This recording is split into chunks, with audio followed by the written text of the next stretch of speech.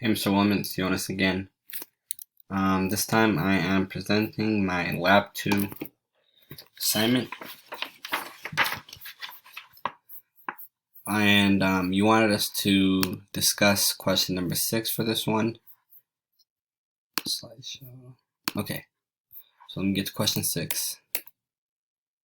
Alright. So what I have here is the volume of steel, which is 25 kg divided by 8,050 kilograms per cubic meter, which will give us 0.00310.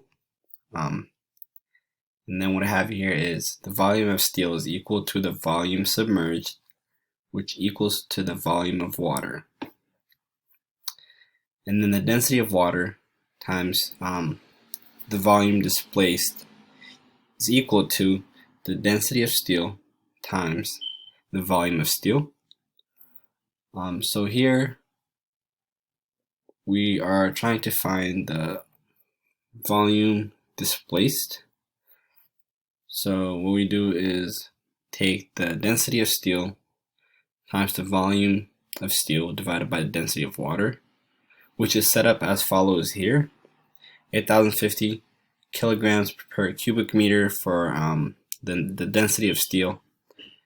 This here is the volume, which is 0.00310 cubic meter, and then divided by the density of water, 183 kg per cubic meter.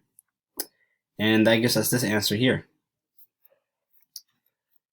And then here I have agent H is equal to the volume displaced minus the volume of water divided by the area. And then after I plug all of that in, I get 0.3 millimeter.